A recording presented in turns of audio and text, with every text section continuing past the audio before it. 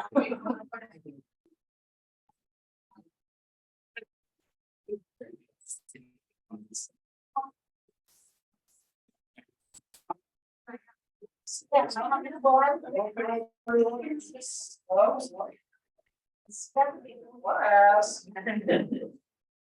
we're gonna get started. Thank you. This is the March meeting of the Pine Hill Neighborhood Association.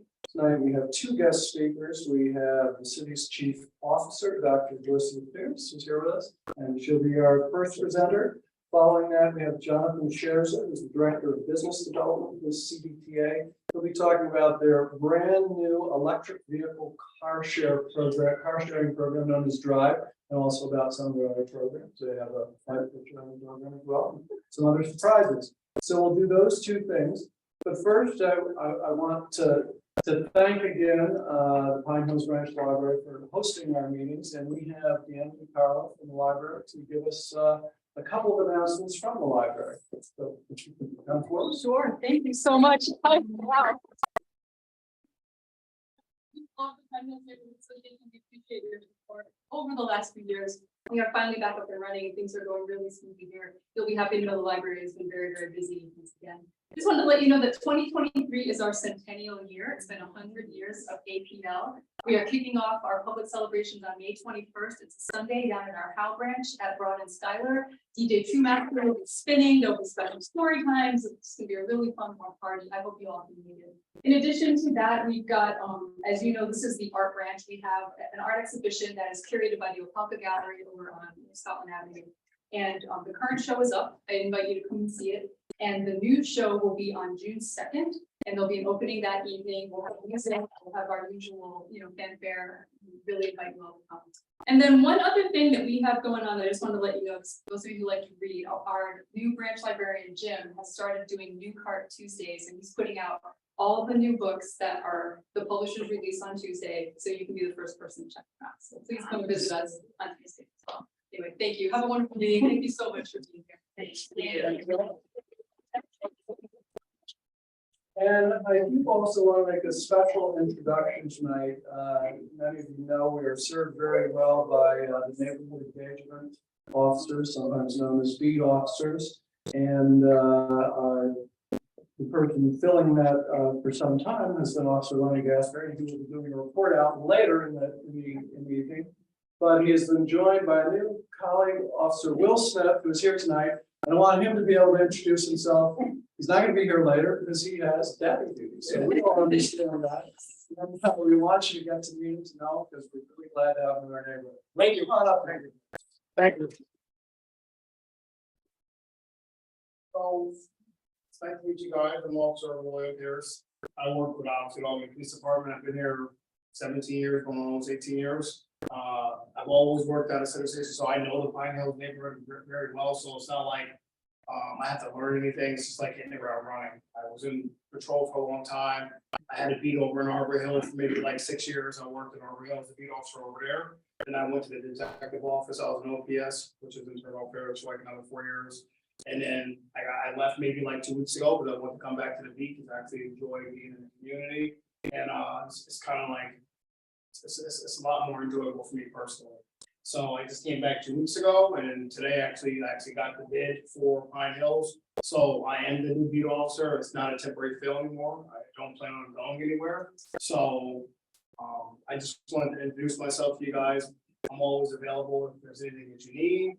Officer Gasper's been great. I know he's been in the Pine Hills neighborhood now for at least 8 months, almost a year or so. Lenny's phenomenal. He works after the evening shift, and I will be the daytime beat officer. So if you have any issues that need addressing, please feel free to shoot me an email. I'm always happy to answer your emails or calls whenever you call me. I usually always answer my phone too at night. Sometimes I don't always answer right away because I have 2 little girls at home. But I will always call you back. So if you leave me a message or text me or whatever, and however you'd like to reach out, please feel free to give me a contact call or any way you want. Sorry. Hi, Officer Applyrs. Very nice to see you. Yes, it is. Nice to see you again. 2 questions. What are your standard days off? So my standard days off are Saturday and Sunday. So I believe Lenny's off Sunday, Monday. Okay. So I'm off Saturdays and Sundays. and I believe he's off Sunday and Monday. Friday, Saturday. Friday, Saturday, I'm sorry, I had it flipped the other way around. So yes, he's off Friday, Saturday, but I'm off Saturday, Sunday. Okay, all right, cool, thank you. And then the second thing is, maybe you were gonna ask this, maybe you were gonna, so I hope, I will get in touch with Joe. I feel terrible, I haven't been in touch with him since he left, so I'm not gonna ask you to tell us about Joe. I can tell you if you like. Well, I'm sure we would all love to hear how Joe is. Joe retired in January, Thank you. Joe retired. He's gonna be working for the VA. Oh, I think if you try to reach out to him now, he may be tied up because I know he has to go through some training stuff for some months. Okay. So if you try to reach out to him, he may not get back. He's not at state, I believe, currently. Once he's back in state and back at the VA, I'm sure when you call him, he'll be happy to answer any of your questions. So Joe was an integral member of our Upper Madison Street Fair committee. So we have a street fair. Yep. It will be October 1st this year, and we really like having ATV's help. So we'd love to put you on our list for when we start having our meetings. We have meetings, we have like 6. I have no issue with that. meetings. Please, I like to be involved as much as I can, and I'm pretty transparent and open. If you ask me something, pretty much will tell you, one way or another. And like I said, the more for me, I always believe that my job is a lot easier when I'm involved with things going on in the community. Yeah, So I believe that it's always made my job easier for me to meet people and get to know as many people as possible, and I will try to help out with as much as I can. And that's who I am. So please, feel free to add me on to that, and I'll participate as much as I can. great. You're welcome. Could you, give John your contact information, all that, so. And then we can have it to. Yes, and please send me emails if obviously I don't know everybody's name here, so if you send me a personal email, I'll shoot you an email back, or I can also meet with you, one-on-one. How would you get you an email? How do we do it? Well, I'll share the email. We don't have a phone number, but if I'll give you a phone number, I'll reach you. Okay, and you're also, where are you situated, down in the BI or? No, I work at the center station right here, it covers this area, so the station is right across the street. Okay, so you're over there, huh? Yes. Unless you're walking around. I usually walk around my bike. I don't usually ride in a car. 95% of the time, I'll be on my feet or ride a bike. Great, I don't get in the car. that's cool, thank you. You're welcome. And just to follow up Leah's comment about the Upper Madison Street Fair, she mentioned it's October 1st. October 1st is a Sunday. Oh, if I'm available to come in, I will still come in. Mostly, like I said, as long as I don't have like family duties, because I always put my family first. I always put that first people. My family time is always my family time, and I always put my kids first. I don't really sacrifice my family time for work because you only got one family. Yeah, exactly, yeah. And I don't do that. Some guys here do, I won't. But if I'm available to be there, it's never an issue for me. Right, and even so, I know that you will make sure that we've Yes. got, the Oh, APD that's not a has it problem. covered, so that's Yeah. the important thing. And like I said, I always tell people, even with me, like, our schedules are flexible. So if I have to work nights sometime or come in and help for a few hours afterwards, as long as I know in advance, I'm flexible with that stuff. I just gotta know so I can make the arrangements with my, my better half at home. All right, any other questions? That's Dorcey, right? Okay, since I was, okay, Yeah. I thought so, okay. Well, it's nice to meet everybody, but again, I'm sure I'll see you guys around, and if you ever, I appreciate it, if you ever, like I said, if you wanna talk with me one-on-one at any time, I will make sure John gets my work cell phone number. The only reason why I just put it out, yesterday, I'm just transitioning the last couple of weeks, and they were thinking about changing my number, so I didn't really give it out because I figured if I give it out and they change it, it's gonna go to OPS, and then I gotta get another number, and it creates a bunch of issues, so I don't believe they're changing my number anymore, so once I confirm that next week, I'll start getting my number out to as many people as possible, and feel free to call me anytime. Thank you, I appreciate it, John.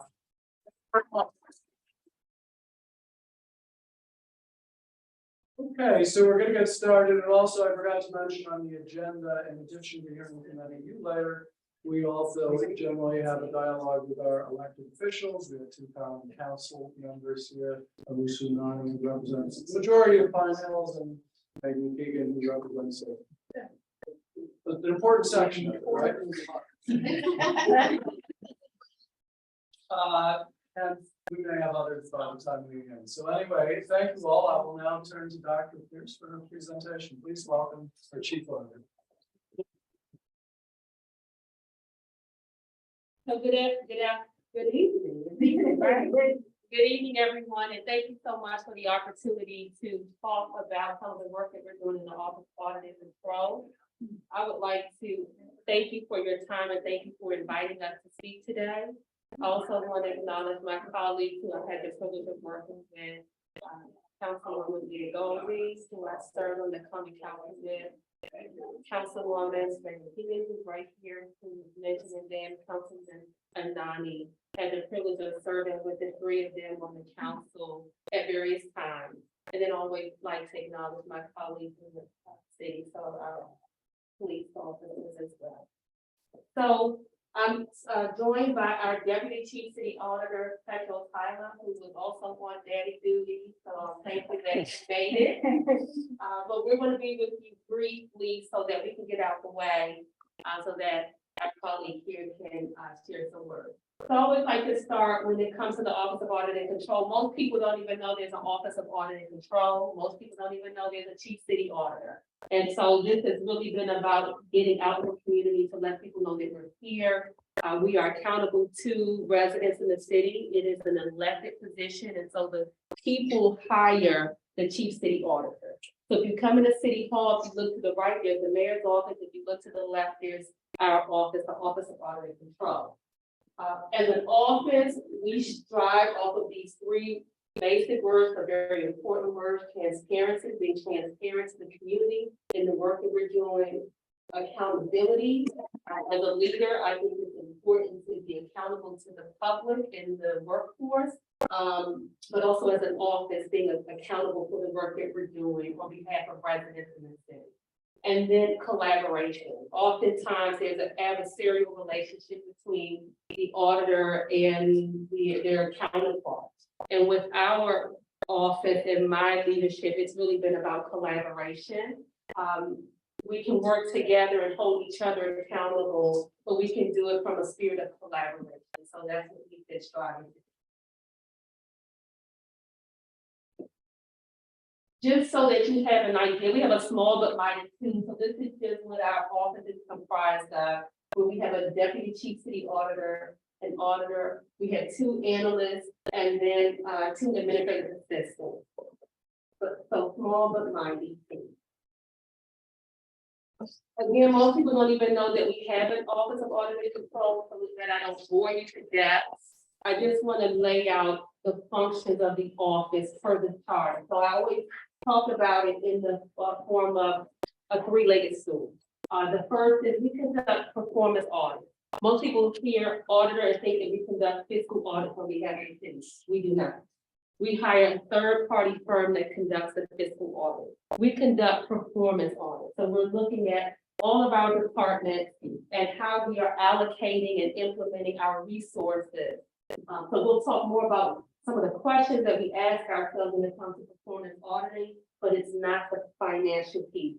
We do play a role in the city's finances, but we hire a third-party firm to conduct that annual fiscal audit. So that's the first leg of the stool.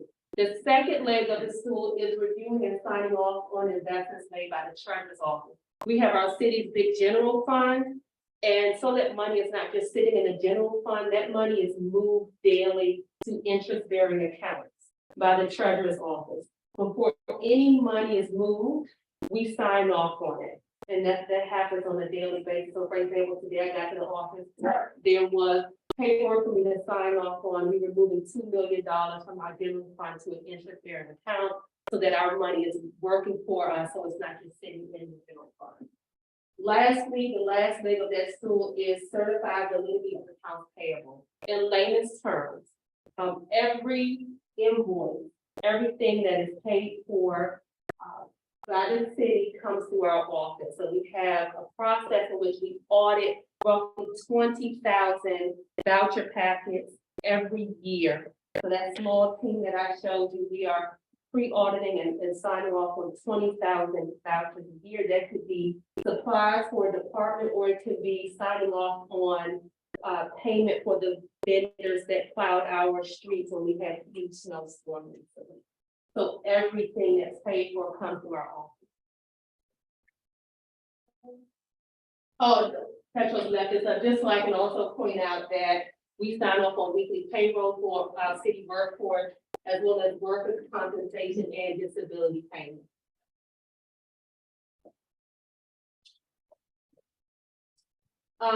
So in terms of the audit, the performance audit, these are some of the questions that we ask ourselves.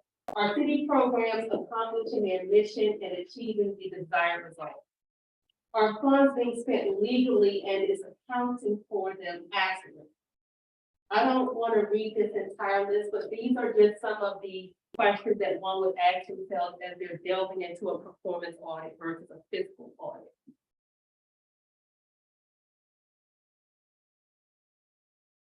So now we're going to talk about some of the audits that we've conducted under my tenure. And Petros and I are going to tag team this portion. So when I turn it over to you, Petros, I do want to give you the opportunity to introduce yourself. Share it with us. So when it comes to the first audit we conducted, it was the Albany Police Department racial bias audit. I was sworn in 2020, January 2020, and March 2020 COVID hit, so everything's a little blur. But as we were dealing with as a city, COVID, but also dealing with the murder of George Floyd and others at the hands of officers across the country, all of us were reckoning with how do we respond to this moment. Some people may not have asked themselves that question, but I did. How do we use, this is me talking to myself, how do I use my platform to advance racial justice? It's not enough to say what everybody else should be doing. The question is, what am I going to do? And so as an auditor, I had within my wheelhouse the opportunity to conduct a racial bias audit of the police department, and we did such. We hired a third-party firm out of Virginia who came in and conducted a comprehensive audit in partnership with our office. I'm going to turn it over to Petros so he can introduce himself, but also talk about some of the findings and recommendations. Right, so good evening. Yeah, good evening. My name is Petros. I've been with the office for roughly 3 years, and I actually live up the street on Berkshire Boulevard. So it's nice to see the neighborhood association. So basically, the objectives of this audit were to assess and monitor AP's internal operations, policies, procedures, and practices to detect any presence of implicit bias or systemic racial bias. Secondly, to collect and analyze data related to traffic stops, use of force, and any other police officer civilian interaction to determine what the effect is on Black community members.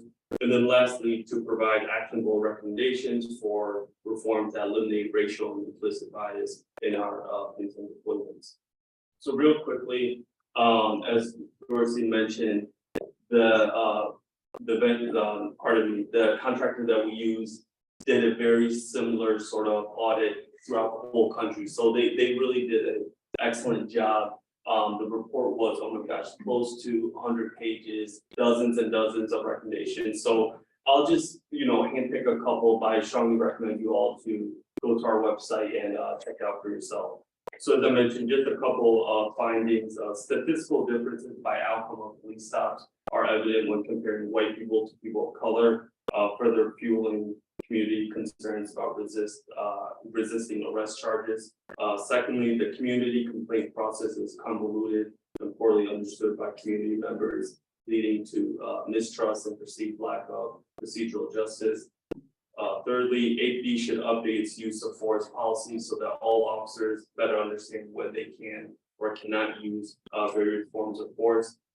And then lastly, APD's philosophy and culture have a strong focus on community policing practices. So APD should do a better job of reinforcing this message to all personnel, not just a handful of them. And if I can just note, there were a lot of recommendations.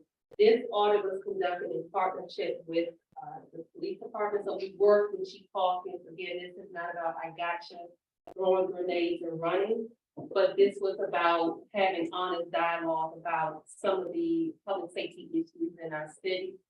And, the audit actually served as a foundation for the police report work that the administration, the mayor, in partnership with the chief implemented, and now we've seen some of those reforms starting to play. The next audit that we conducted was the utility, internet, and cell phone usage audit. And I always say that that's not a sexy topic, but when you think about the utility portfolio that the city manages, it is very complicated. I always talk about some of the scenarios that really led up to us conducting this audit. And one of the ones that people tend to laugh at, and it, you know, I'm laughing now, but I wasn't laughing at the time. We were in our office and we received an invoice from one of our utility companies for payment, and it was for premium cable services. And what we, in our investigation, what we found out was that one of our city employees a long time ago took his personal credit card and opened up a account for premium cable so that he and his colleagues could enjoy premium cable. Well, this person left the city, but the credit card stayed on file and the utility company kept charging the credit card. At some point, something happened with the credit card, maybe it was canceled, but the bill continued to incur charge. So at that point, when the utility company did not get payment, they came with a nice bill for the city. And so we found out that that employee had retired probably a decade prior. And they wanted us to pay. And we said, we're not paying.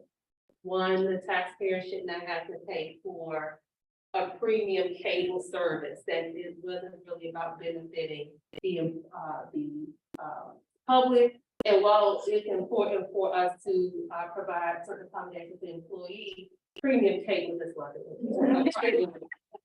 And so we would not pay. I don't know how it got paid, but it was, we were not signing off on it. And so it was instances like that and others that led us to really look at our utility portfolio. So Patrick will talk a little more about what the audit is about.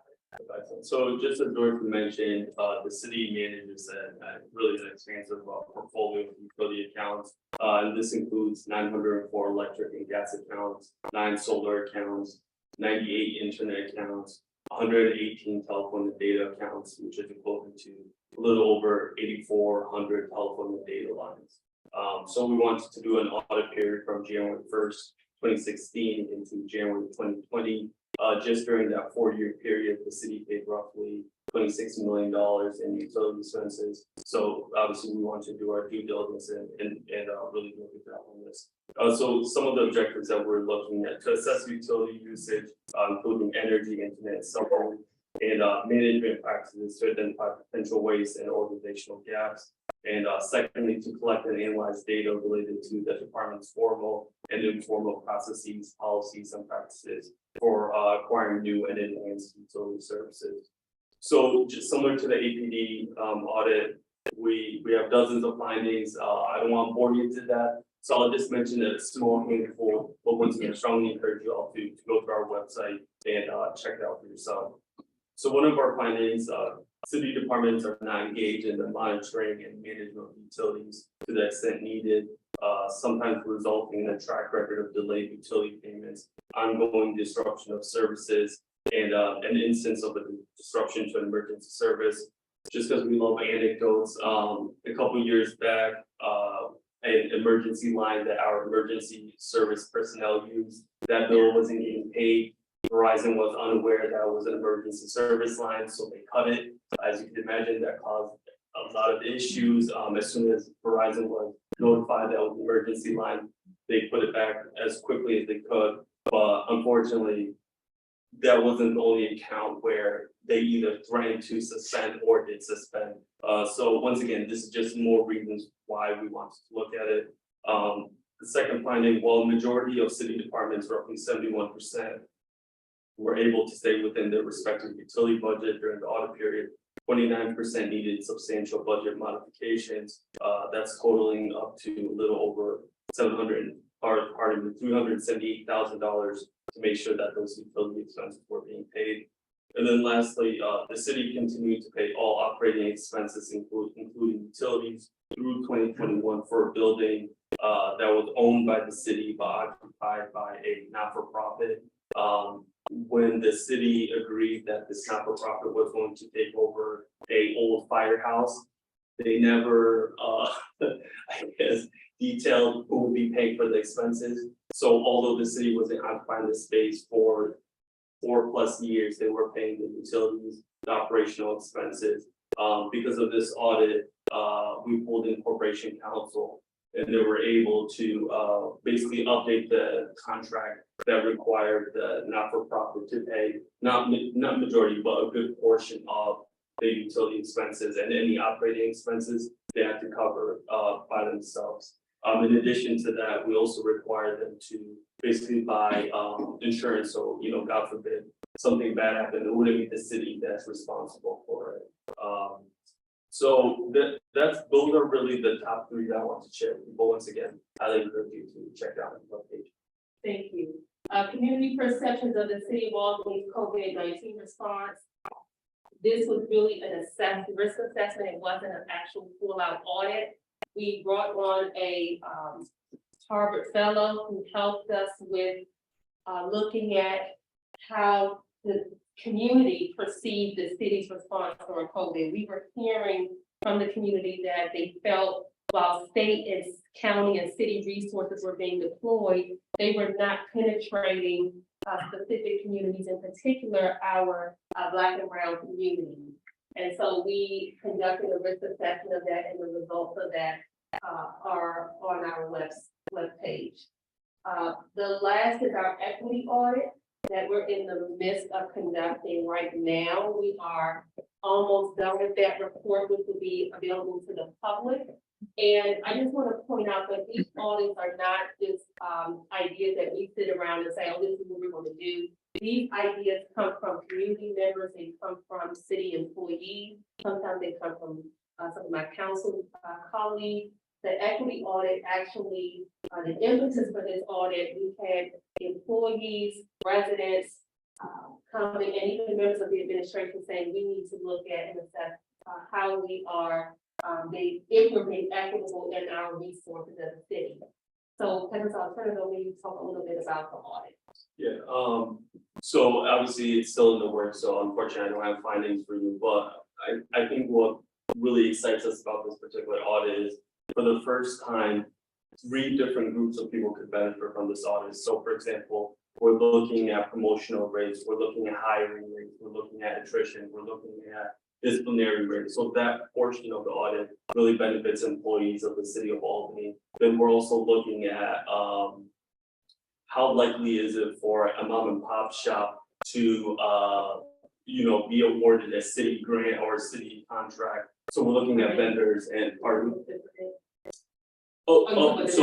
something with the vendors right now. But then the last portion is our city residents.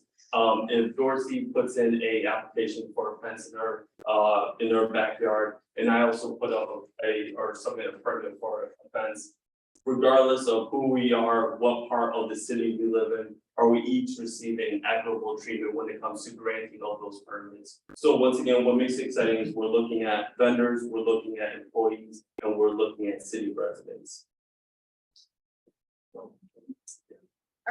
Quick question, are you guys also addressing whether we complied with the actual equity agenda? Is that a component of the audit, or is that in terms of the deployment of city resources based on geographic location and infrastructure investment? Yes, we are looking at our compliance with the equity agenda legislation. We're also looking at ADA compliance, which was a recommendation that came from you. And we're also looking at MWBE compliance as well. So all of that is baked into the audit. Okay. So this is just an example of a grant that was sent out to city employees, really encouraging them to respond to a survey that went out.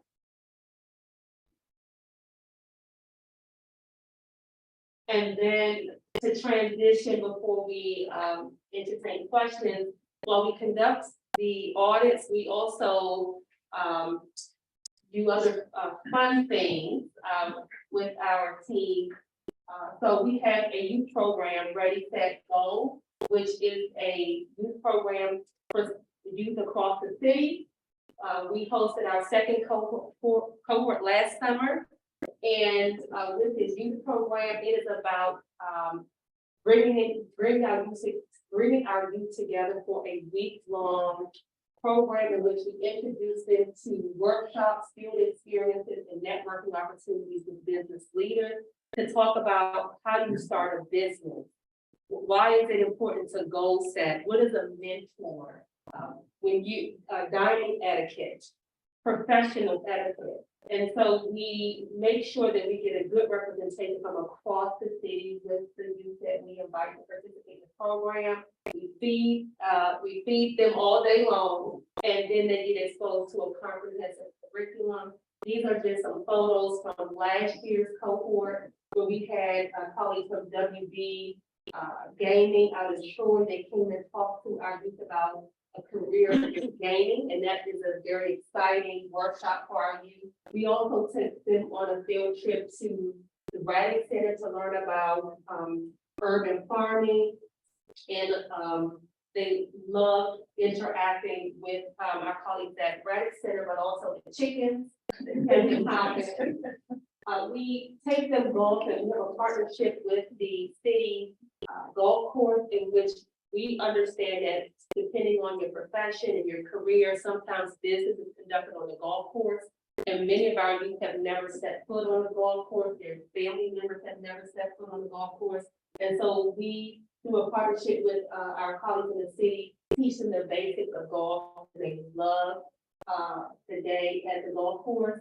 And then this is just an example of one of the workshops where we invited a husband and wife team coming in from Albany that provides to talk about the importance of setting a goal and what it means to accomplish a goal. So it was an action-packed program. I want to thank our colleagues from CDTA who has provided free transportation to our youth.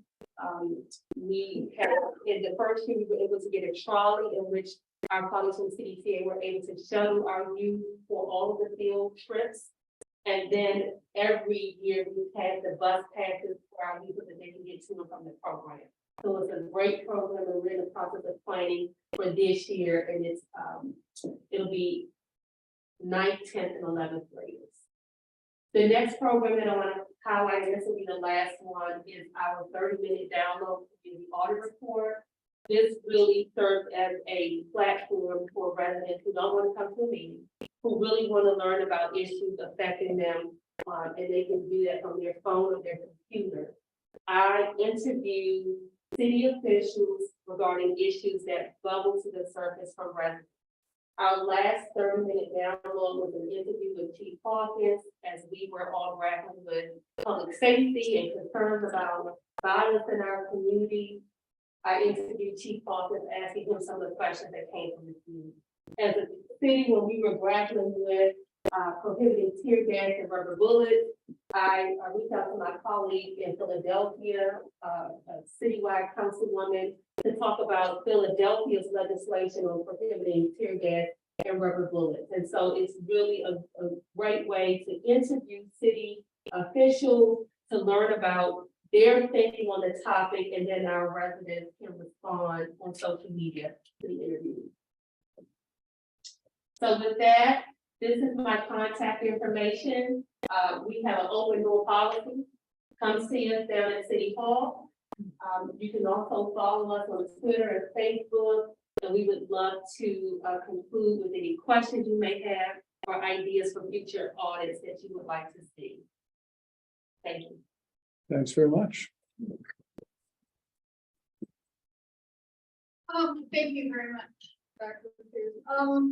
I know that if this is a thought for audit, I don't know if this is really in your area, but it's something that I've been thinking about, putting together some of the issues we've been having with young people and crime and stress, especially around the pandemic.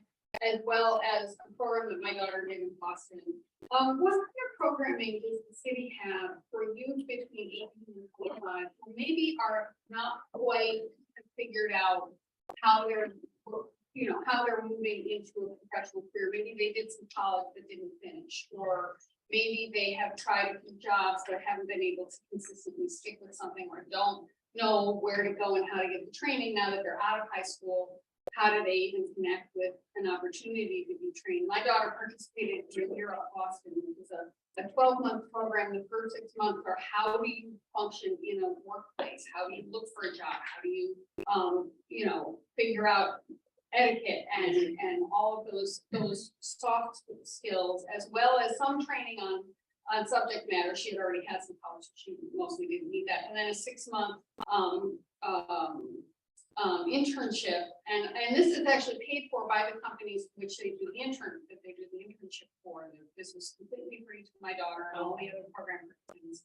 And then they have helped her find an actual job, and she was really flailing, partly because of the pandemic, but I think we have a lot of young people in that situation who just really don't know what they're done with high school. Maybe they didn't get hooked into a job or a training program, and now what do they do? And they're just sort of out there, and they don't have the support they need to move on to that next adulting grown-up profession. Thank you for that. Thank you for sharing the program. We do have our Department of Recreation. Right. Under the Is that only book? I'm not sure. We have programs for youth and some programs that go up to for that age group, but we also have programs for young adults and adults. Oh, great. To help with developing some of their workforce skills. Right. We also have programs for people re-entering from being incarcerated. I know that Commissioner Jones has worked to really revamp services that we offer, so I would start there. Also, during one of our presentations, someone asked if we could create a similar experience for the age group that you're talking about, where the information is different. Right. So that's something that we're exploring also. Yeah. So thank you for that. You're welcome. And just to add to that, Dorsey, I know, for example, the Department of Rec, individuals that want to go into trucking, they'll actually reimburse individuals to get their CDL license. Folks that want to go into the, hairstyling, makeup, they'll actually reimburse for those courses. Great. Yeah. Just to add to that, I know Commissioner Jones also had partnered with Hudson Valley for those who want to go into electrician or even plumbing, reimburse similar. So, that's such a great, something that you bring up. I think is guaranteed to go, have started the process. Thank you. And we do now have an EOC center, Equal Opportunity Center, connected with Schenectady Community College and Hudson Valley Community College, that does both college and technical trade. And those folks who are income eligible would qualify to participate in those programs for free. One of the things that missed it in my newsletter is that Hudson Valley is seeking to actually open up a new campus here in the city, which is several years out.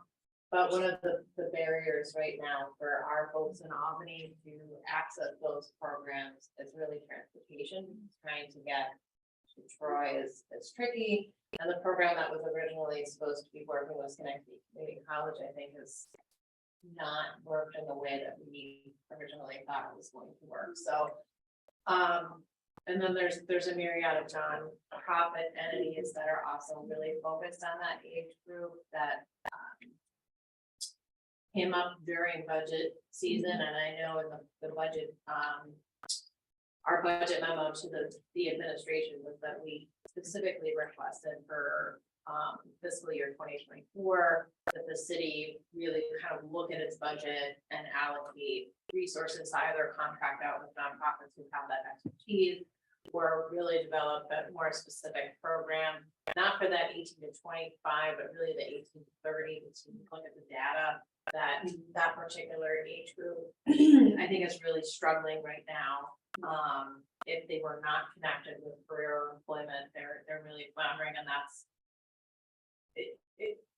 if you take out the folks that were previously incarcerated, who may be slightly older, and our recidivism issues, our first time entry into significant criminal behavior is really that specific age group, and it's an underlying economic issue, I think, for many of them, so.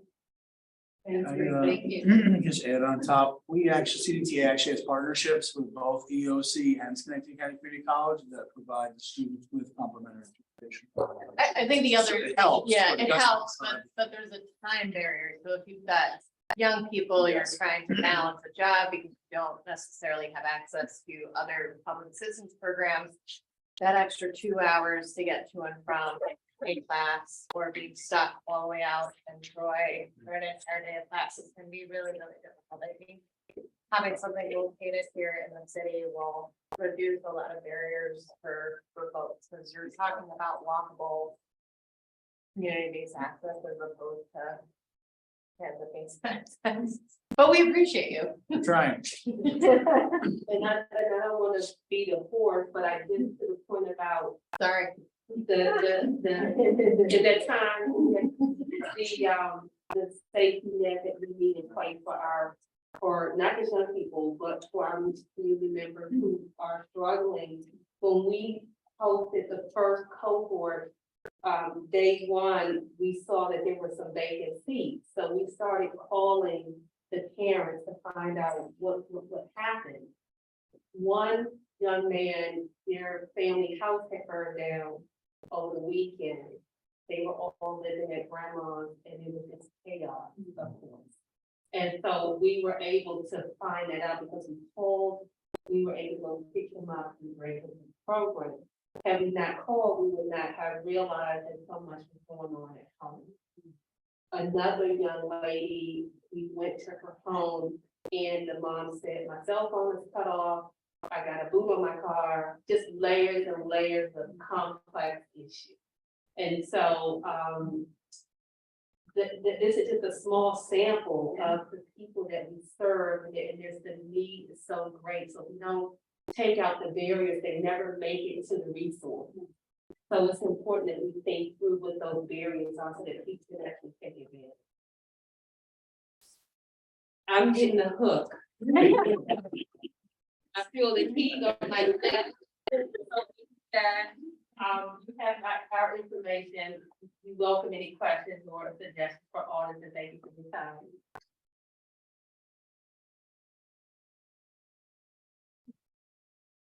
Thank you so much. Wonderful presentation, and appreciate you both taking the time to come to visit with us. So now we're going to go to our second major presentation, which is from the CDTA and Jonathan Scherzer.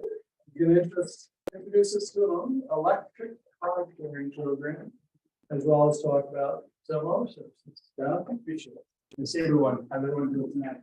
Good, how are you doing? You're getting there. You're getting there. Telling Dr. Applyrs, this is the lab work function on Monday. Won't rush through it, I promise. Keep it entertaining. I've also got with me here tonight, Jonathan Willoughby.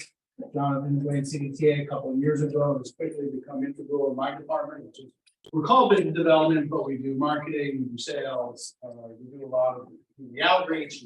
As Jonathan Colonel, he's one of our travel trainers. So we'll get into a little bit of a quick overview of what CDTA does in general, and then we'll dip into specifically drive the car sharing program, and we'll give a little bit of additional background on CDPH Recycle, as there are some big changes coming for that program this year. Hello, it's nice to meet you all. Thank you for letting us with our questions. Yeah. Enjoyed the presentation before. She kind of set the bar. Hopefully we can meet you halfway. You will exceed it, you will exceed. Awesome. I was thinking about asking Dr. Applyrs if she could do more on electric infrastructure and so. Well, I'm a member of this big board, and she did a presentation as well, and you guys talked for a great hour with her last week. So kind of quick overview, the Sparks' point of view.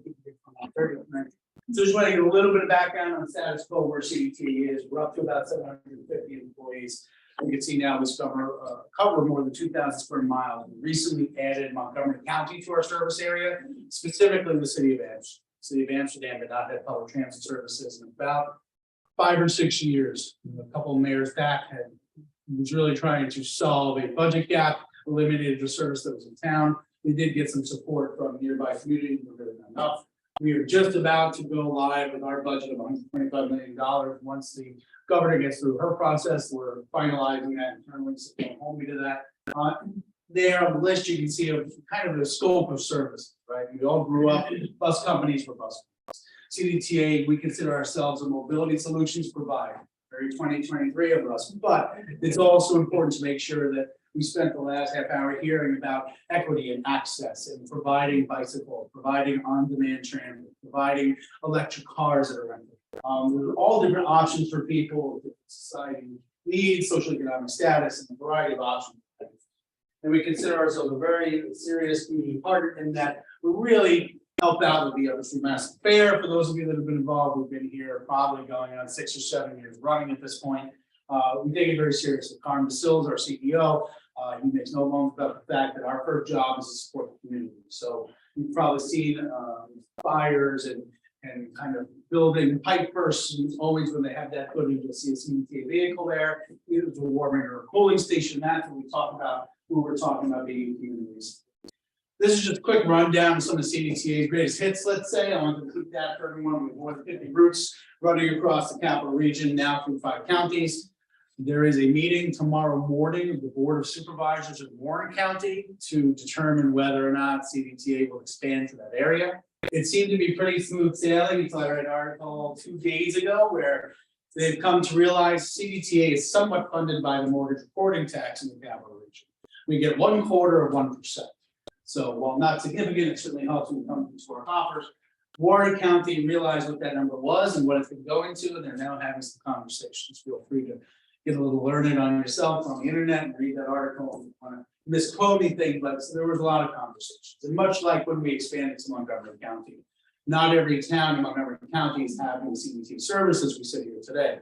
So the ones that don't have it might not have been as inclined to have it come full force because they don't know when and how to get it. We've come out of the pandemic very strong. We're back at over 12 million trips. Our high was over 15 million. The record was 17 million back about 6 years ago. We are 90-some-odd% back in our fixed route riderships, one of the highest in the country. At least for transit systems our size. You can see our award back in 2017 as the best mid-sized transit system in North America by our trade organization. And really, we're just coming up with solutions, whether it's businesses, whether it's local universities, whether it's secondary education locations, whether it's neighborhood associations. We're always working to find things that can connect people and opportunities for people to get around, to do things that maybe they haven't been able to do in the past, or to do them more efficiently. So really why we're coming tonight is to talk about what's changed, what's new, right? You know what the bus is, and certainly Jonathan can tell you about what a fare box is, how to reschedule and all those things. But what's really kind of spurring continued growth for us are these additional services here. Quick overview, Flex On Demand launched in about January 2020, right before the pandemic. And Flex On Demand is what you would consider Uber Pool, or does Lyft have a pool product? I think they had one, but I don't know what they call it. So everyone in this room, if they lived in a certain zone, would have the ability to call up their app that we have with a partner called Translope, which is a subsidiary of Ford. You'd be able to order a vehicle, a van that seats 10 to 12 people to your location within that zone, but it'd be a shared ride. So we've been launching that the last 2 years. We added a second zone in mid-2021 in Mechanicville, Half Moon, and Clifton Park. Mechanicville, same deal as Amsterdam, pretty much had no public transit service. They had one bus that went for 4 hours a day up and down the route and was done by a plane. So we were working there. You know, I think microtransit was a sexy transit topic a few years ago. It provides us with another opportunity, another way to move people. I think we'd still like to see it be a little bit more efficient, move the customer experience. Drive electric car sharing, I won't go too deep because I got 4 or 5 slides on that coming. And then CDPHP cycle is kind of one of our crown jewels. It's been running since 2017. There's ridership growth every year. There's additional vehicles added every year. There's new stations added every year. And when we actually get to talking about it, I'll tell you what really new, which is can be considered electric. So CDTA drive. If you play along with what we're doing here, think about this for a minute. Flex, drive, cycle, low faded scoop. Hopefully we'll get out one day. They're all one term, they're all similar, they all talk about movement, side, so they're all in CDTA brand. So we have 6 electric vehicles that are splintered throughout Albany County. Pilot program started in January of this year. We had done work with Councilwoman Golby and Capital Car Share previously. It became unsustainable in the sense that our regional metropolitan planning organization, CDTC, wanted to do a car sharing program a few years ago, almost 10 now. So it started, and there was reasonable good growth at the beginning. Then ride sharing came to the capital region. I think that was the first kind of dink in the armor there, as people were now able to get back and forth and use Uber and Lyft. And then as it continued on, the biggest challenge for car sharing, particularly in New York State, is the insurance costs. The insurance costs are through the roof. You can imagine if every one of us lined up to drive the same car right after each other, your insurance agents would go nuts, right? Because there's just too many variables. So that's one of the challenges of car sharing. And that's where we come in. We have a suite of services. We have an organization that's almost 800 strong. So we've got a little bit more to play with, a little bit more resources than maybe a local nonprofit. But either way, you can see in tandem with Cycle and Flex, it really continues to grow our sustainable profile. We continue to try to get toward that net zero where the governor's pushing transit agencies by 2035 to be all zero emission fleets. I don't know how fast we'll get there, but we're certainly trying. We have 8 CDTA all electric vehicles now, buses. And we have a local group who also worked with Capital Car Share. The gentleman who runs Mobility Development Group was actually the gentleman who started Capital Car Share here about 10 years ago. So there's some consistency there, there's some background and understanding, and the program's doing okay. We're off to a reasonably good start. We'll continue to talk about that in a little bit. So some of the details, I don't want to read it to you. Cars are available all day, every day, all the time. Must be 21 or over. You also have to have a clean driving record. The way we verify that is by charging you a one-time fee of $20. That $20 is basically to run your license with the New York State Department of Auditor.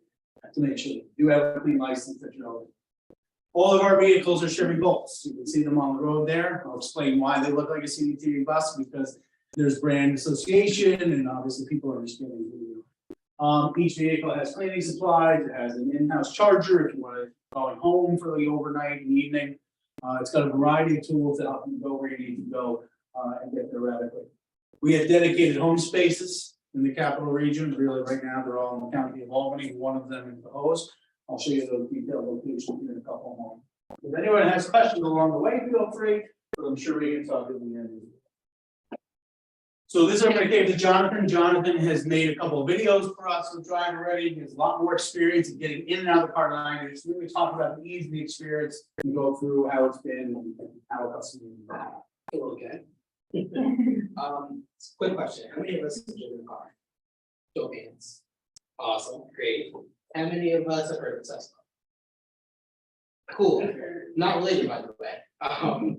A lot of people think electric cars like Teslas, you just use your phone and it takes you where you have to go. No. This is a program that should be by you, off of your terms, your conditions, and your comfort, right? Regular car, the only difference is it doesn't take gas, it's plug and play. I like to say it. The car program is very affordable, at least for me. If I were to go to our office right now, I'm upstairs, finding costing about $14 for a catch, and Uber or Lyft. And I can go get a car right down that same distance for only $5 an hour, bring it back, and continue with my day. The home locations each have a charger station, or they have a charger station too. They have 2 cords you can plug into the car. Of course, you can use one. Very easy to hook up. It's not something that's hard. Getting in the car is very easy, right? Once you pay that application fee, you get onboarded. You just use your phone. You select the car. You can reserve it a day in advance, or maybe within that hour you'd like to go somewhere. Once you get to the car, you just literally unlock it with a little button on your screen, get in it, and you drive away. There's no keys. One of the keys, no key. Yes, no keys. Everything is kind of based on RFID technology, something that's very encrypted, secure with our mobilizers in the vehicles. Kind of takes the responsibility away from you guys, where you guys have to worry about carrying extra keys around, right? I lose keys, bad me. And once you're done, you know, conducting your shopping, or, you know, I want to take me and my mom out to the cheesecake factory, I can do that, right? All I have to do is bring the car right back to where I got it from, plug it back in. We don't pay for maintenance, we don't pay for tolls, we don't pay to charge vehicles. All of that is included into that $5 an hour or that $40 a day. It is a little different on the weekends, so that will really break any holes in your purses or pockets. And it's been very successful, at least you can attest to that, some of our community partners. We are looking to expand the program hopefully soon, maybe more cars, maybe more locations. If you'd like to ask us some questions about that at the time, please do so. I didn't bring in business cards, but I do have rack cards in the program. Yes. I'd also add, so there's pricing on the board here, so there is also additional. You have 150 miles in which you drive before that $5. Beyond those 150 miles, we will start charging at 35 cents. So as an example, somebody wants to go to New York City with this vehicle, which has already happened. So they're not a peak still with it. It's already happened. You're going to pay, you know, hourly, but the likelihood is you're going to run up all of those. So we'll be a little bit of a trouble. But that's what the program does. It allows you to go see a family member, allows you, one of our clients at the Blake Annex loves taking public transit, takes the bus everywhere, but when she wants to do her laundry, she started renting a drive car because it just makes more sense about everything. Same thing with grocery shopping, those different things. Jonathan did reference a daily rate. We've held back on the daily rate because when Rochester launched their program about 6 months ago, they got crushed because gas was at its peak. It was about $5 a gallon, and we were very concerned that we would have a similar crush. We have a reasonable amount of customers that's doing all right. We've got almost 300 applications in the last 2.5 months since we launched. When I was on a call with our vendor today, all 5 cars were in use and rented at that moment. Leah has indicated she's tried to rent and been unable to, so there's the good and the bad of that. And I just wanted to include the branding slide so everybody knows where we're coming from, right? The top one is a CDTA electric bus. So if you see that one around town, know that it is the quietest vehicle you're ever going to sit in. You will hear the turn directional signal from the front of the bus, even if it's crowded. The middle bus is our standard fixed route bus that we've been operating for close to looking like that since about 2008, but we are now in our 53rd year. And so you can see how the car was designed. Leah would know this better probably than most.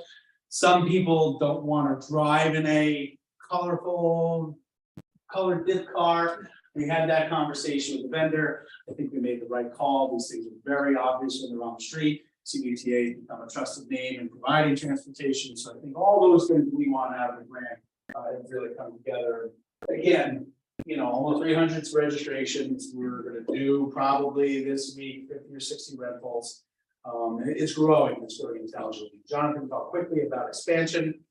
We worked to salvage a grant that Capital Car Care was working on. So we're going to be working with Scherzer to expand the program, probably to double its size from 6 to 12 cars in the next 18 months.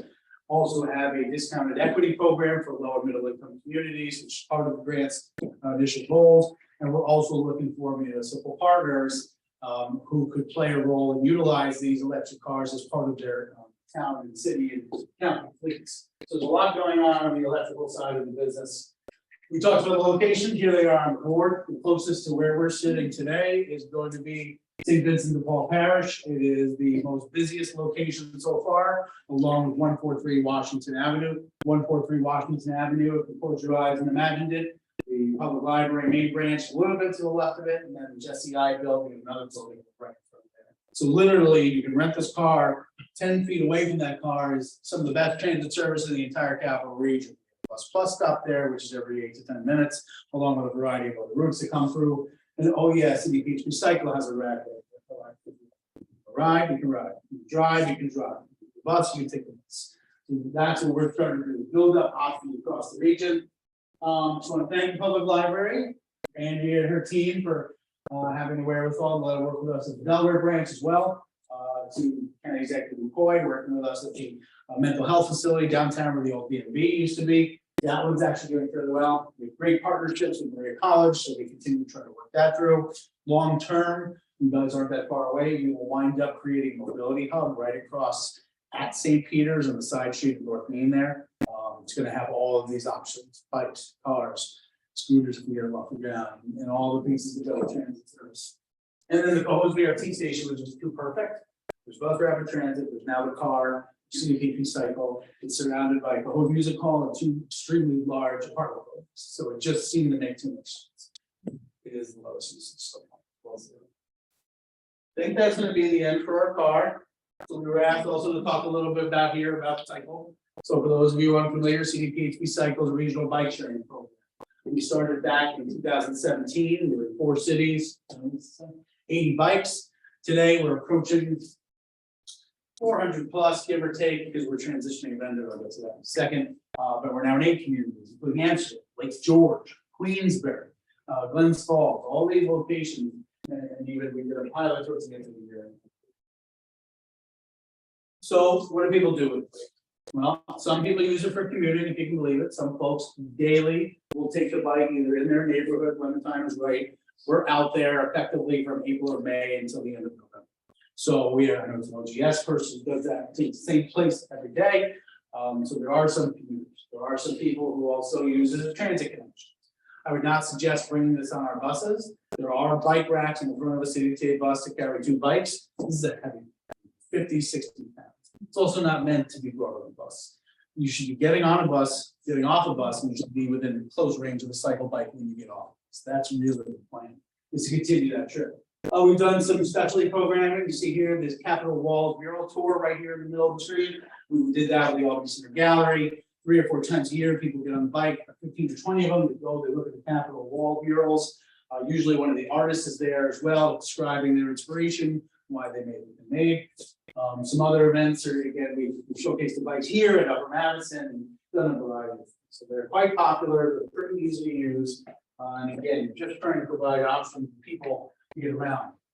I left this in just so everyone has an understanding of how we've been able to continue to grow our business. We have a program called Universal Access. We have over 30 clients ranging from SUNY Albany to SUNY Poly to Albany Medical Center to Stewart Shops. They get to ride the bus, and in most cases, they will also get to ride the bike. They give us an email address. So if you work at Stewart's, and you have an email address, we log that in. We have a special Stewart section. We're then able to ride up to a certain amount for what Stewart's provide. So it's been great. You can see here, I think that group was visiting us at Albany Med. I don't know if they're the intern yet. They're the college students. So we've been working with Albany Med on training protocol. But the bike also really helps out and provides free access. And it continues to work because people need to get around. So it's one thing for Jonathan to say, okay, I want you to get to and from my place of work, but that's all we're going to pay for. What we spend a lot of time nurturing our business partners on is it's better for Jonathan to be able to go to the doctor, better for Jonathan to be able to go get to the supermarket and do all those things at the benefit of his organization. So the organization quickly sees we come up with a quick, very fair, I'll say, budget program, so people know what they're getting into. We usually establish a cap, it's a ceiling to say you will not spend more than X dollars on this program. That makes people feel better. And really, again, with over 30 clients, we're very happy with the program and how it brings all the pieces together. So I touched briefly on this a few minutes ago. Mobility hubs are coming in the real truest form. We've created some on our own just by putting services together. But mobility hubs put all these options together in one place. You can see the listing of the types of services. What you're looking at is a digital representation of the Schenectady mobility center. So we are working with Metroplex over at Schenectady, as well as DOT and a couple of other partners to create a brand new mobility center.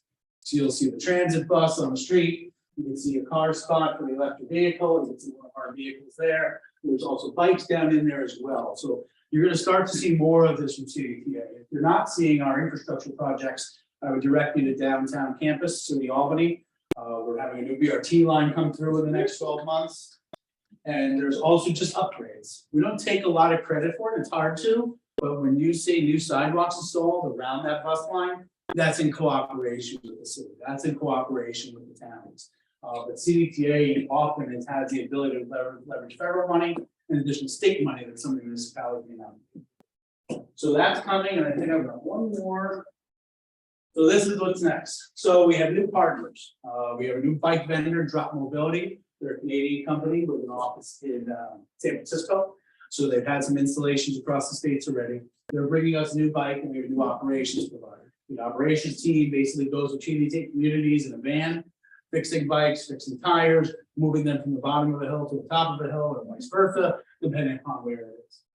We're gonna have over 400 bikes still, but we're going to bring in a significant amount of those, probably just over 200. They'll have a different price point. Right now, if you were to rent a CDPHP cycle bike, it would cost you $5 per day, which we call an hour of riding. Beyond that, it's 10 cents a minute. There's a monthly for 15, there's a seasonal for 65, 75, so it's a reasonable option.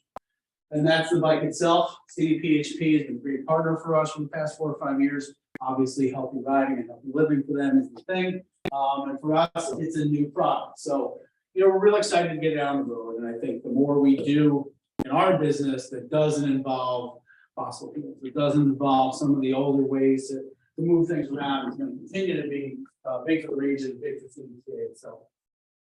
Is that to be plugged in? They're not right now, so they work on batteries. So our shop is at the main branch of the Albany Public Library. That's where they work on the bikes. That's where we store most of the bikes. We're looking at a cell block technology. Cell block is a unit yay high, holds about 40 batteries. So trying to figure that out. But right now, I cannot run these yet. We're going to be running them. The operations team will go. They'll see a bike that Dorsey used as one level of battery life. They'll go swap that battery out, bring the other one back. So that's going to be new for our operations team. It's going to be new for the region. When you go to try to rent an electric bike, you'll be able to see how much energy is. So if it's too low and you don't want it, and you see another one block or 2 away that's got 3 bars. But right now, they do have ports, and so we are talking to another company about doing a test later this year, a pilot for electric charging stations, specifically for bicycles and potential scooters. So the electric bike or the electric bus, how's that going? Yes, I know they've been there for several years. Yeah, we've had some since 2000. We have 8 now. The biggest challenge for CDTA is we're in a very old building. We're over at 110 Waterloo Avenue. For those of you that don't know, we work with National Grid to already expand our capabilities. Right now, we're still unable to charge more than 2 at a time, just because we want to be safe. So we have, even though we have 8, 2 we're going to go one time, 2 are going to go another, 2 are going to go another. We're looking at trying to get a new facility on the western edge of town as well. Really the region of town. They've been quiet, as I said earlier. The range is kind of as expected. When it's summer and the air conditioning runs, it's not so bad. In the middle of winter, going up a hill, that bus dies quicker. And when I say dies, just the battery is shrinking. But I think the other thing is the delta on the money.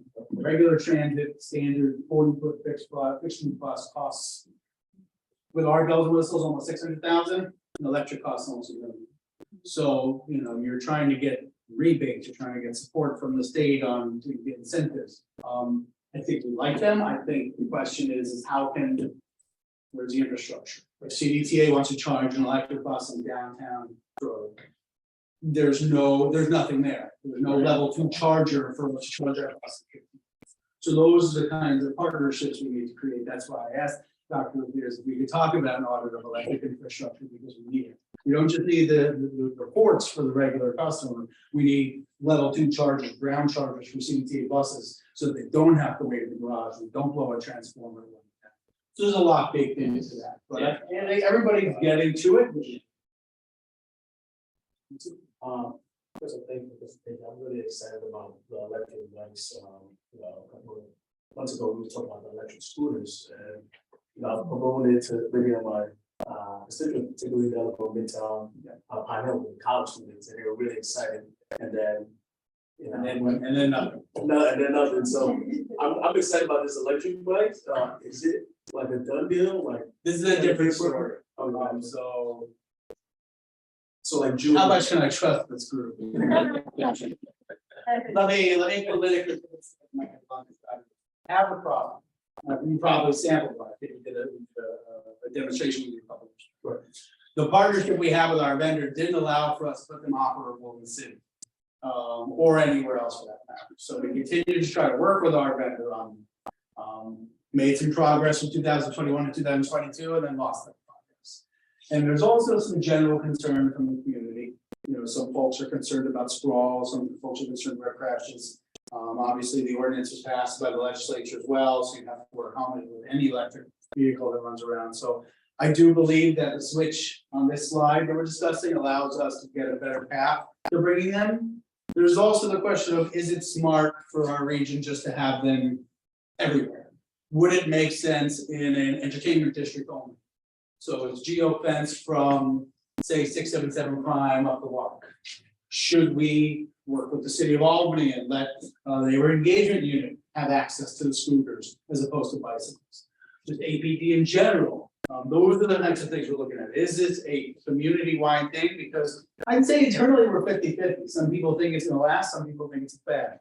But if it is a fad, I'd still like to find use. So we're continuing on. Carm definitely would like to see them on the streets if we can figure out the way. It's just not so bad.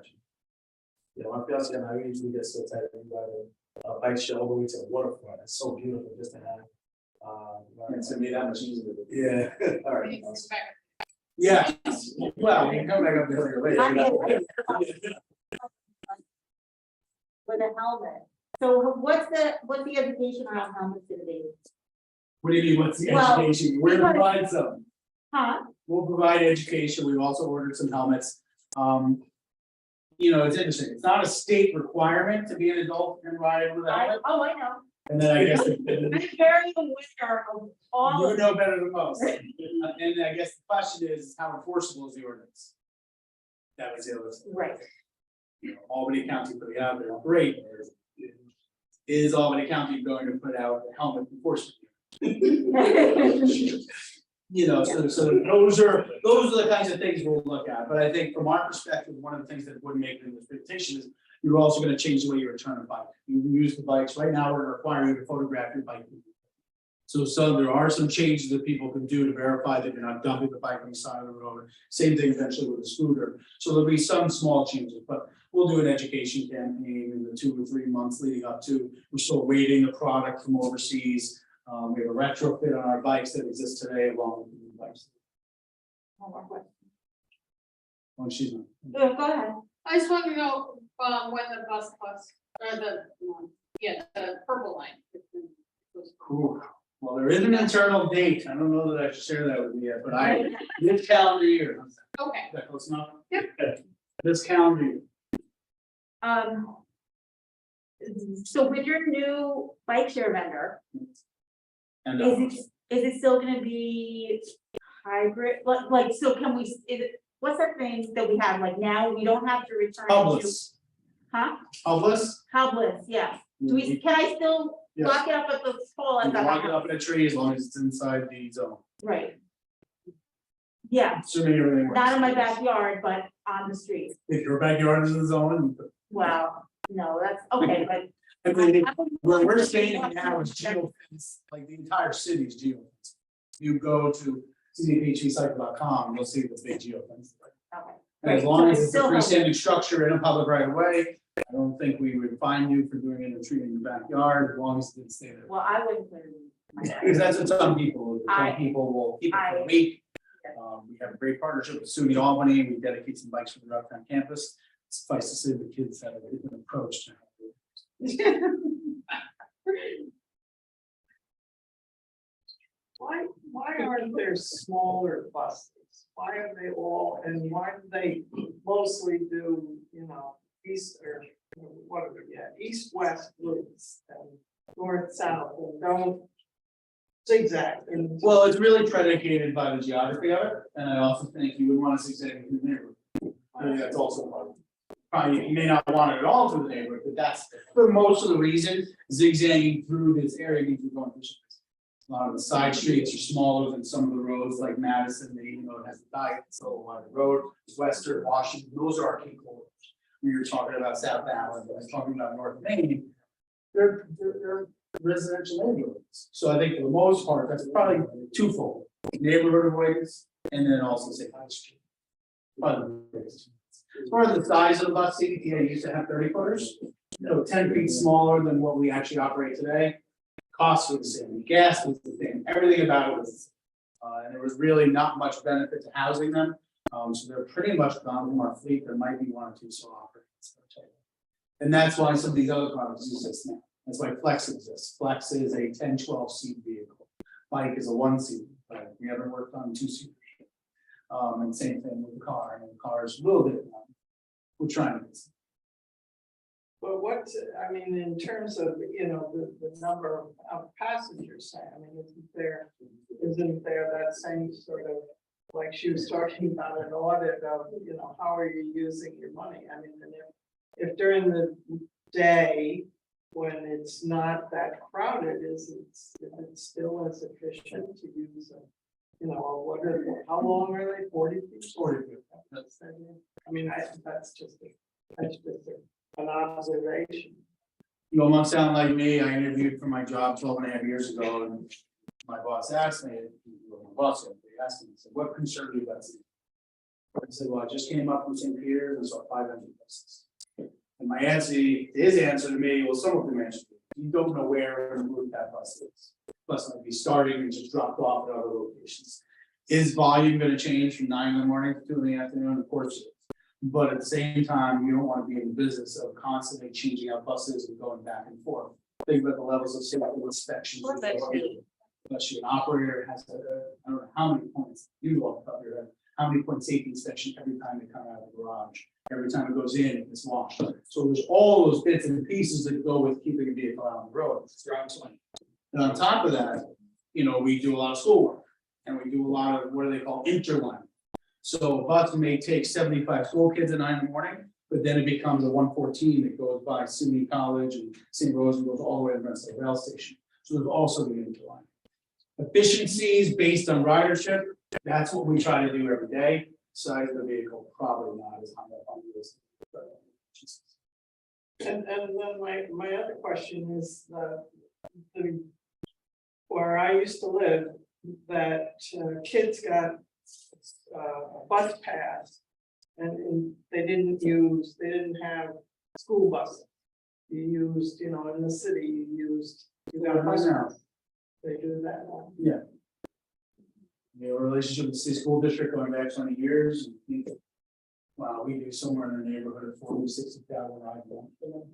High school and middle school. I get into elementary school. Middle school is becoming the most challenging one after COVID. Those the age group of those children is about the most difficult.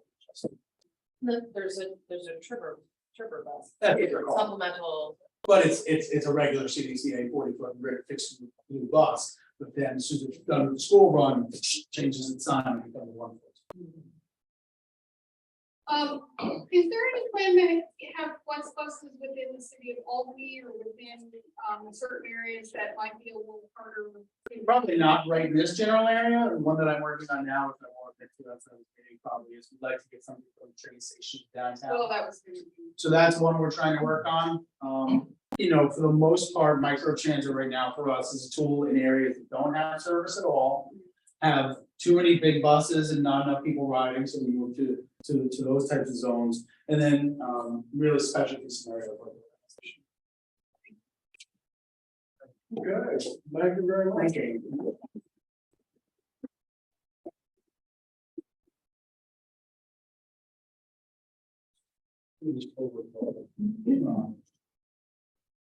So, now we have, report outs from, two people, our neighborhood engagement officer, Ron Gaston, will go first.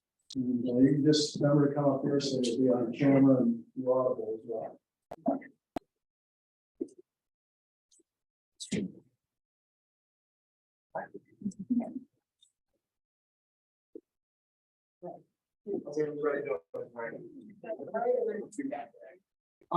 Articles has been relatively dull lately. It's good. No, the noticeable trends that I've been seeing have been car large things, a lot of large things going on in the neighborhood, mostly attributed to vehicle. My experience in my 13.5 years, it's a lot of times there are crimes of opportunity where people are not locking their vehicles. An item of value is construed or is observed. They enter the vehicle, rummage through, see what they can find, and take whatever is nailed out. A lot of times, these incidents are from juveniles. So they're tough to prosecute, those are gonna camp, you know, if you do see kids or anyone. Typically, they'll operate in minimum 2 people. And they'll work sidewalks and streets. So if you see a group of juveniles or a group of adults, usually you'll see them walking one side of the street together, give us some calls and come check them out. Even if they're not in possession of any stolen property or anything like that, we can at least identify them, or we'll generate paperwork. And they'll be on our radar for any sort of alarms. I do expect these types of times to pick up a little bit with warmer weather coming. It's just similar to the time of year where in the winter time, people leave their cars running unattended because they don't want the cars to get cold. And it's a little bit late here. These are the crimes that start picking up in the springtime. Other than that, there's not else that I have. No major incidents of note. Kegs and egg was going on in the Pine Hills neighborhood prior to them breaking on spring break. We issued a handful of GTOs, which have been forwarded to SUNY, and I'm sure they've done their follow-up that they've needed to do. And they're on spring break this week, so it's there hasn't been a whole lot going on in regards to any SUNY incidents or anything like that. Does anybody have any questions or anything that they've seen going on or anything that they'd like to bring in mind?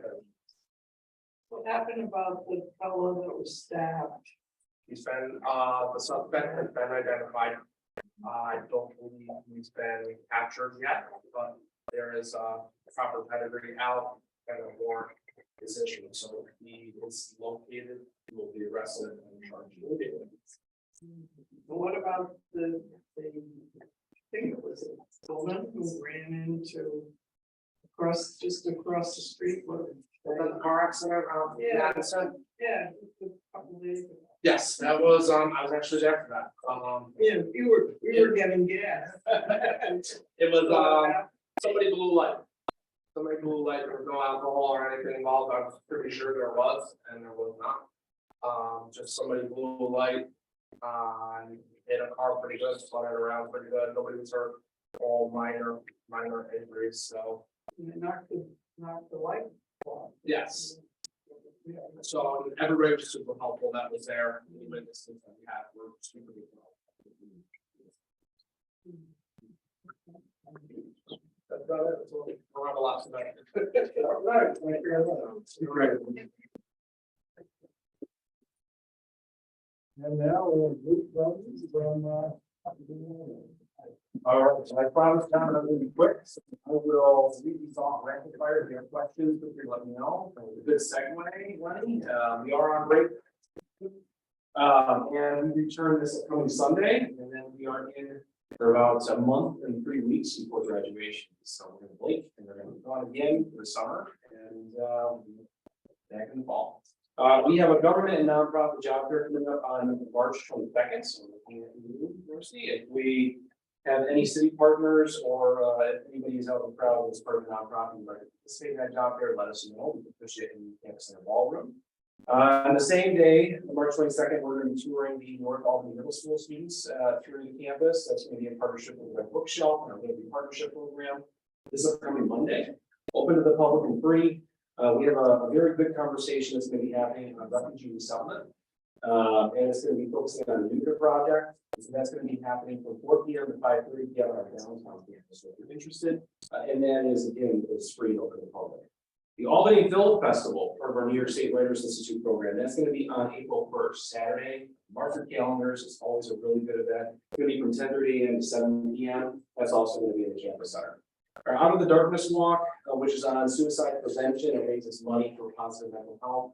That is a community walk. It's going to be happening on the Uptown campus on April 22nd, starting at 11 a.m. from Entry Plaza. Again, it is open to the community. We had a lot of community groups participate in that last year, and it's how we raise a good portion of our funding for the American Foundation for Suicide Prevention.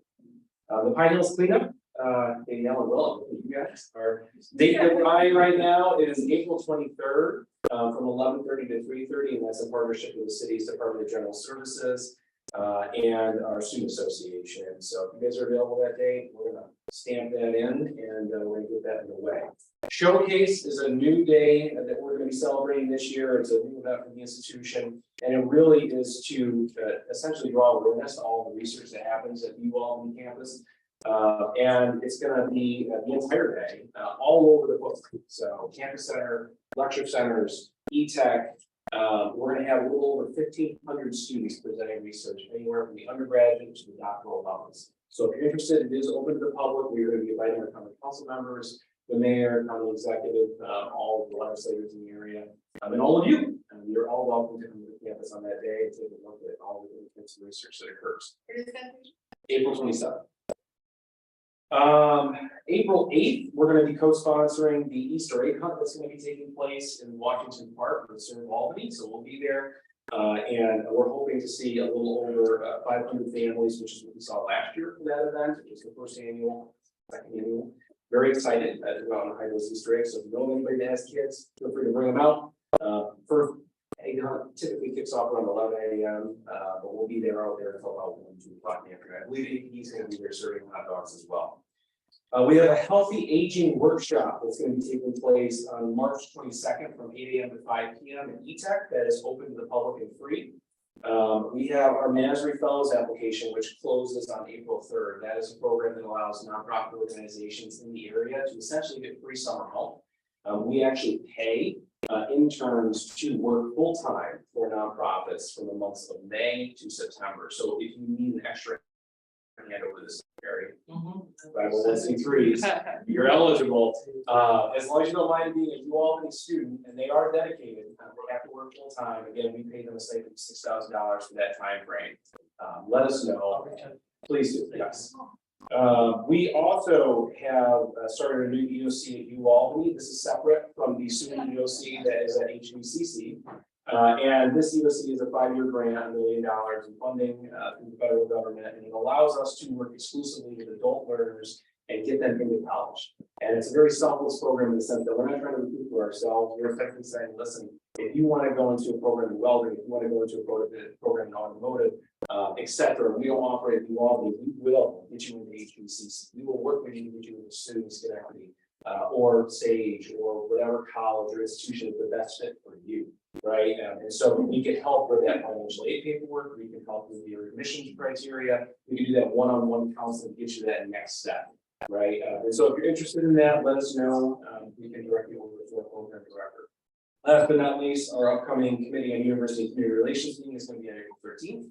And we're very hopeful that our neighborhood specialists will be announced by then. We've spoken to Alyssa Kane, and our expectation is that they will be present at that CUC on April 13th. So that's exciting. That is it for me. Hope I said it right. Questions? Yes. Okay, I know you're a big hot shot, but I don't know exactly what it is you are. So I'm the same person I was before. No, so essentially, I'm working more so with businesses and nonprofits, and as well as city's leadership on developing partnerships with the institution. And so we have Ken Lozier here, also from the university, who's doing my prior role as coordinator of off-campus student services. He is still managing the off-campus ambassador program.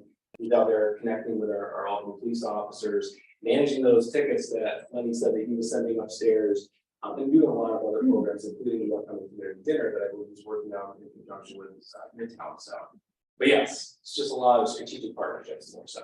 Okay, so what's your title? Director of Community Relations. Oh, like what? That's exactly, yes. He's still there. He is now our Director of Communications. And so, yes, and he's still university spokesperson. So you were saying earlier about you have students available from May to September. Are they available to non-for-profits? Any 501c3 is eligible. We have a very limited number, and so not every 501c3 that is going to be able to apply is going to be able to get one. Fortunately, the pool of money is only so large. But we are accepting applications April 3rd. If the 501c3 you're talking about has not already received one, this has now been in place for 2 years. You'll have a leg up on some of the competition. in the sense that we've been trying to diversify our nonprofit base. And so, you know, we thinking about Pine Hills or Upper Madison? No, this is my other one. Okay. I'm sorry. I was thinking about Like, for the whole summer, or can you like have somebody for a short period? They have to work 400 hours for that specific nonprofit during those months, May and September. And so, but it has to be a 400-hour commitment. We're trying to encourage them to work 35 to 40 hours a week. So very set schedule. And the other, I'm sorry. This is gonna be really bad. The other thing I heard at the Cana meeting, they talked about the Emeritus Center. I Yes. don't know what that is. I can talk to you offline a little bit more about that because I have to do some more on it myself. Yeah, I was just curious. Sorry. I just need to know. Not even, you do have a time issue to that. Yeah. As soon as you start talking, we're talking about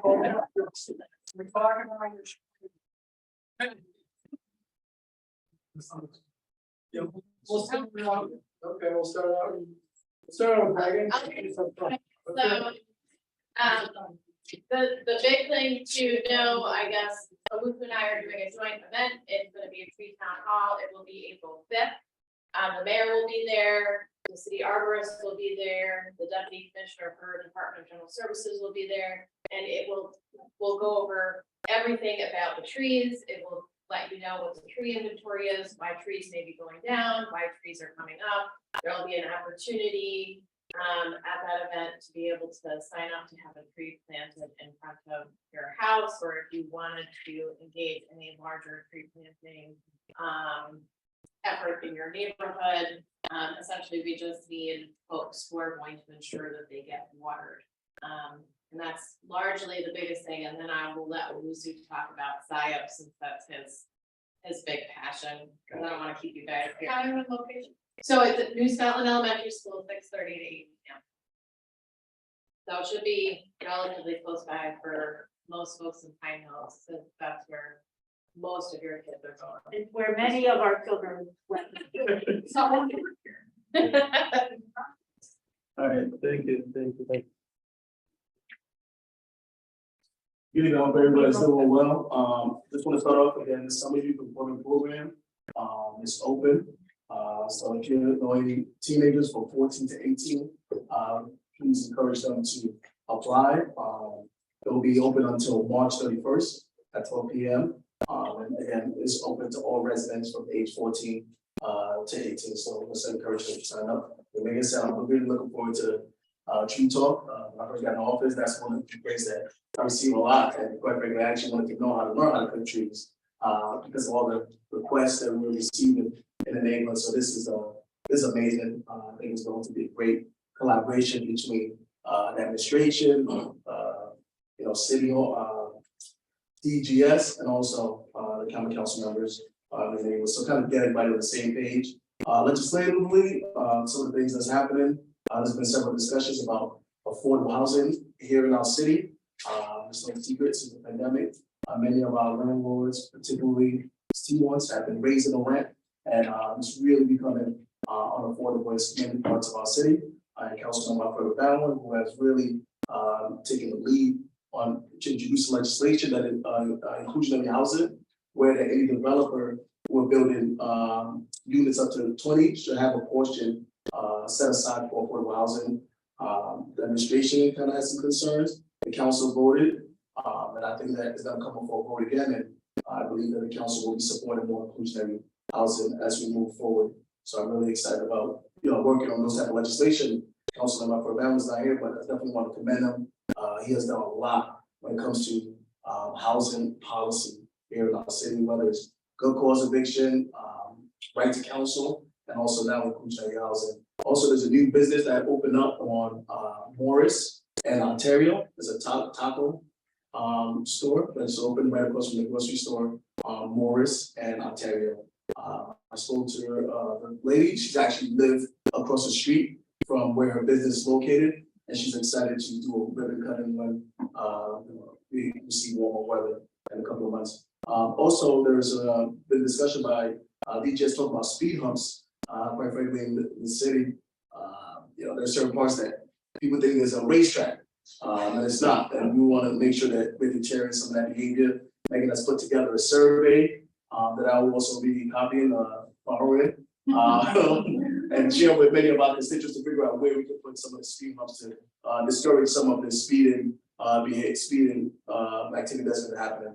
And lastly, just April 3rd, Anthony Sabatino, who used to own Sabatino on Elberon and Quell, they're going to do a street naming, and this is in conjunction with the mayor and also the Department of General Service. There's going to be an event on April 3rd at 11 a.m. It's kind of name a portion of Elberon after him, a portion of Elberon and Quell after him. So that's it. And one thing on it. And just for you folks to know, if you're interested in speed humps or opposed to having speed humps put in your area, we do have to submit that information to traffic engineering by March 31st. So if you see that, it's an electronic survey, not the one for the 9th of March, one for the 10th of March. It doesn't really matter because all the responses will come back to me. Pull through all the data, but we do need that back by March 30th.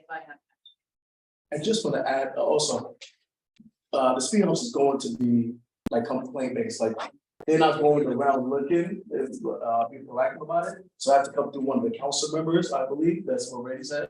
So just make sure that you get the word out to one of us, so we can definitely advocate for it. But you will say that it has to come through the council because they don't have time to go all across the city. There are some people that are going to advocate for it, but there's no assistance. So it's kind of feed through your council members. What about 25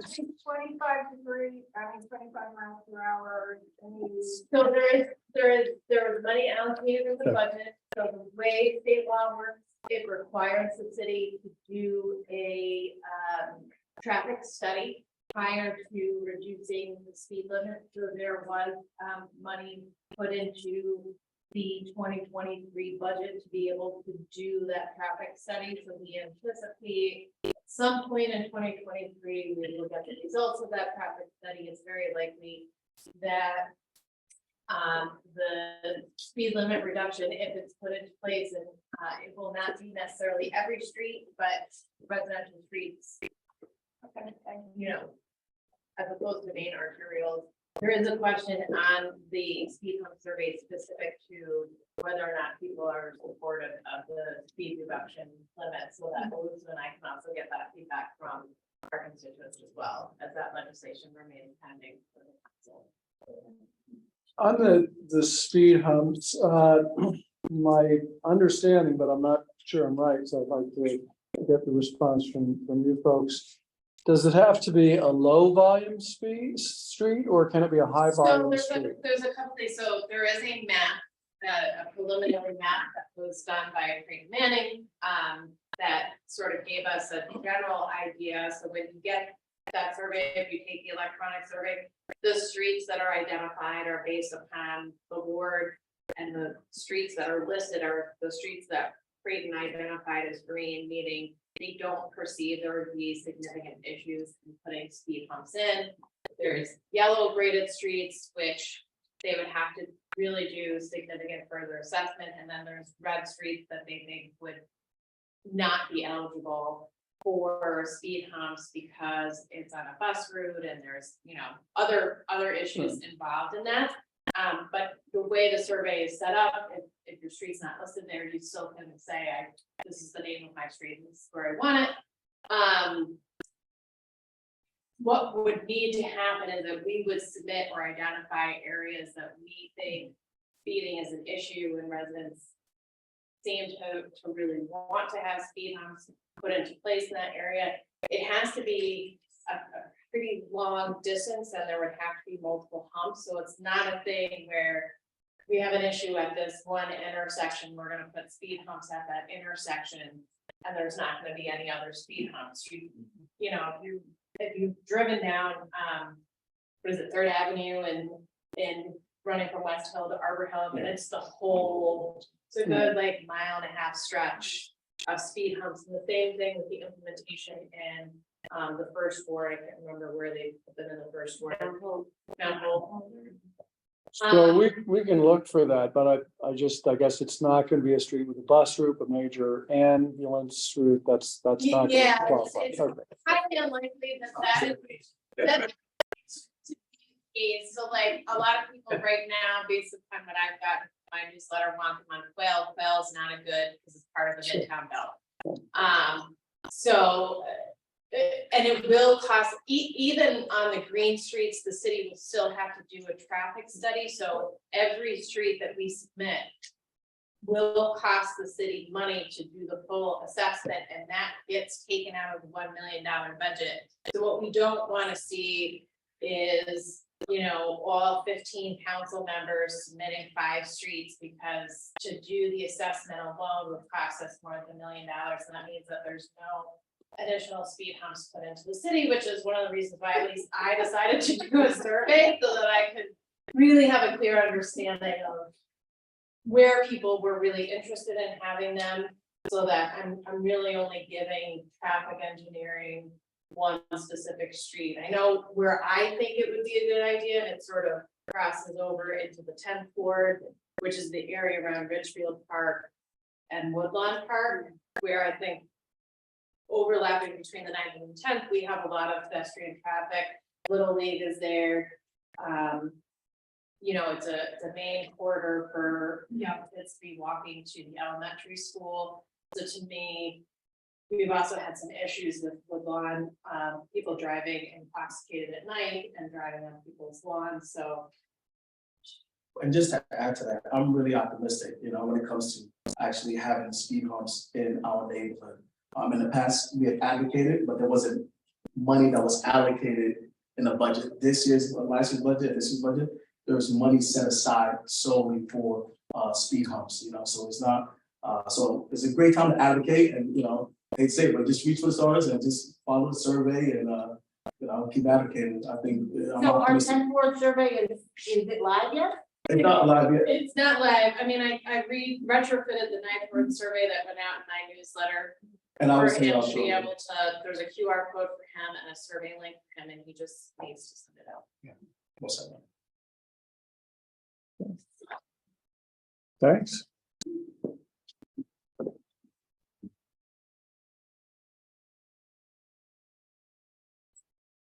Well, we're at the end of our program, just at the end of the 2-hour limit. I'll just preview a couple of things that are coming up in future meetings.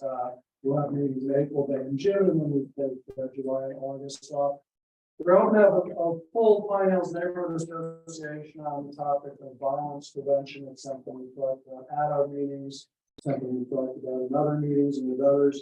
We want to bring this conversation to the full neighborhood association, and when we chooses to attend. So we will be doing that tentatively in April, still to be scheduled and set up. In May, I expect we will have, we have scheduled summer impact days, so I'll have to get on with that. And we are also going to have a visit, I'm not sure when, from Ward, who may have known, he's a resident, and he is executive director of the Albany Youth Program, which is the Capital District Youth Program. It's basically prevention from to help keep people, first offenders, out of jail and into getting services that have mental health and substance abuse or other issues that are causing the. So that's what we have coming up, and as well as other things. General question. Usually we have the school district. and, Right. yeah. We usually do, and that's why we'll look at that for April. Of course, one of our problems is our meeting in April is before the budget is together and can really be presented. Our meeting in May is after the budget comes. So the PANA generally has the school board in to do the same presentation they do for us, and they do it right at the beginning of May. So what we could do is take that recording and make it available to our residents.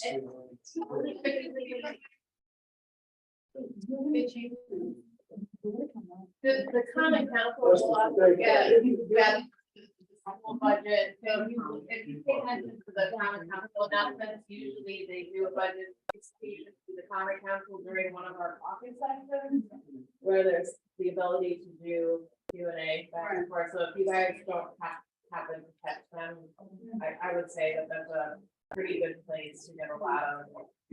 No, you can put that I just on gotta be the- present. Sure. Do 6 weeks before the vote. Usually we There are a get. lot of complex requirements that have been layered over the years. Right. April first is the state. Well, that I know, right? It's like the school budget is usually on school board meeting after. It's like the second Tuesday or the third, so it's confusing and then they're. But they often lately, the budgets are going right up to the last single moment, with the top choices and sometimes incomplete information about how much school activity. Yeah. But as I said, you're late on time, so we will announce these meetings before now. Thank you, everyone, especially our guest speakers for coming tonight. It was a great meeting. Good night. Thank you.